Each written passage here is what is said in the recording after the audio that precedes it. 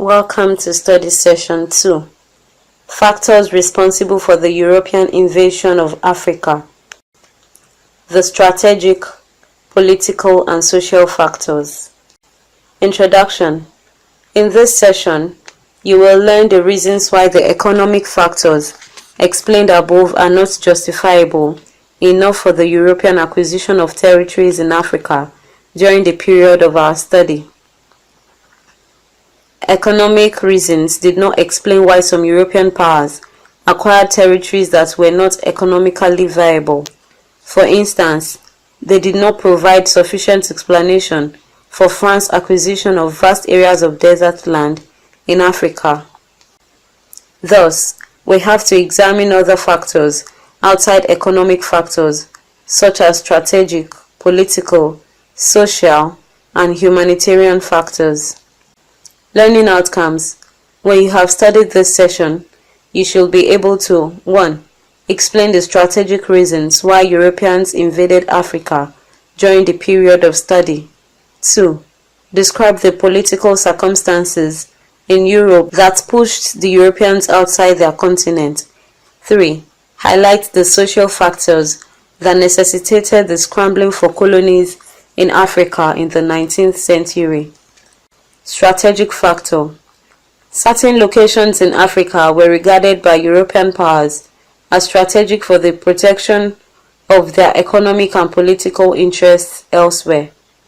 Some of these locations included the Cape of Good Hope in South Africa, the Suez Canal in Egypt, the Strait of Gibraltar in North Africa, the island at the mouth of River Senegal, St. Louis, Guri, and Rufisque.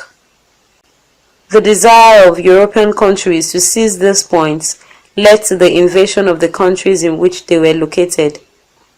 The occupation of Egypt and the desire to protect their interests there made the British to regard the Sudan and the lower stretches of the River Nile located in East Africa as strategic areas. Britain did not want any European or African power capable of controlling the lower Nile and any of its tributaries to paralyze the economy of Egypt. This was one of the reasons why Britain acquired Sudan, Kenya, and Uganda. Political factors. Events in Europe in the 18th and 19th centuries played significant roles in the eventual scrambling and partitioning of African territories. From the Franco-Prussian War of 1871, in which Prussia defeated France, to the emergence of nations, naval rivalry between Britain and Germany, and the polarization of Europe in the alliances of Triple Alliance and Triple Entente respectively. All this, of course, put the balance of power in Europe under threat. Thus, the political factors are examined under two principal headings, namely, the need to maintain balance of power in Europe and nationalism, and national prestige. The second half of the 19th century witnessed an upsurge of nationalism in Europe. Several principalities, small states or communities, at whose expense big European powers such as Britain, France, and Russia had often expanded their territories or made territorial adjustments to maintain power equilibrium, had fused together to emerge as nations. As a result of the rise of new nations in Europe, there were no areas where imperialist European countries could satisfy their territorial ambition.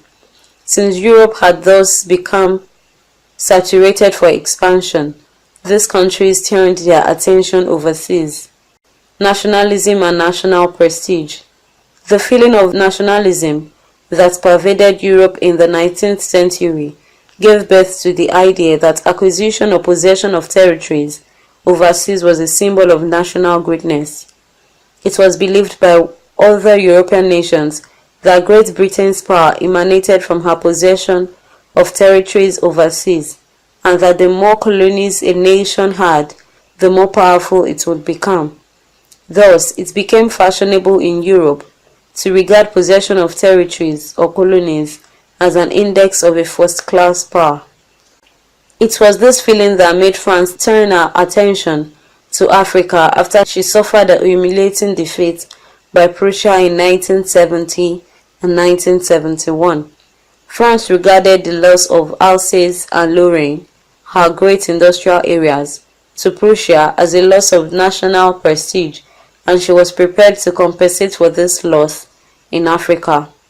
The issue of national prestige, in addition to other considerations mentioned earlier, created intense desire for Germany to seek a place in the sun. Italy entered the race for acquisition of colonies in Africa. Of course, Britain would not like to be left behind in the struggle. Thus, between 1874 and 1880, it used military force to bring the Boer republics, Transvaal and Orange Free State in South Africa, under political control. Social and humanitarian factors. Several social theories were advanced for the European conquest of Africa. Prominent among these are evangelical Christianity, social atavism, and the socio-economic consequences of industrial revolution, in which the change in production process from labor-intensive to capital-intensive system rendered some Africans jobless in the European society. For the purpose of our study, these social and humanitarian factors are examined under two headings, namely, need to solve socio-economic problems in Europe and evangelical Christianity and civilization of Africans. Revolution in Europe had its socio-economic consequences. One of these was surplus manpower. As the nations depended more and more on machines for production, many people who would have otherwise been engaged in manual labor became jobless and poor. European countries sought for territories outside Europe where the jobless and the surplus population could be settled to avoid the socio-economic problem that overpopulation and lack of employment might cause. Africa was one of the areas of the world to which European nations turned for the exploitation of their surplus population. Africa was one of the continents to which European nations turned for the settlement of their surplus population. Such settlements could be found in North Africa, East Africa, and South Africa. Evangelical Christianity and civilization of Africans. Early in the 19th century, Europeans believed that Africans were inferior to them. They regarded their invasion of Africa as a civilizing mission. Their motives, which some historians like Carrington and Cohen have termed humanitarian, was to stop the slave trade and spread civilization and education to the less developed continent through colonization. It was believed that European missionaries, traders and teachers could, through the Christian evangelization, trade and cultivation of export crops, raise Africans to European level. If the spreading of civilization and the abolition of the slave trade were the sole aims of Europeans in coming to Africa, they had no justification for asserting political authority over African states. European imperial onslaught on Africa in the 19th century has been inspired by the evolutionist theory of Herbert Spencer and the writings of Richard Burton and Winwood. Guided by this theory, Europeans had the erroneous notion that they had the divine right to rule Africa, and consequently, their invasion and conquest of continent was justified. Summary. In Unit 2, you have learned that Europeans invaded Africa out of the need to maintain balance of power in Europe. Nationalism and the desire for national prestige propelled Europeans into scrabbling for colonies in Africa. Socio-economic problems that emanated from industrialization in Europe compelled industrialized European nations to seek to acquire territories in Africa. Belief of the Europeans in the divine right to rule Africans derived. End of studies session 2. Thanks for listening.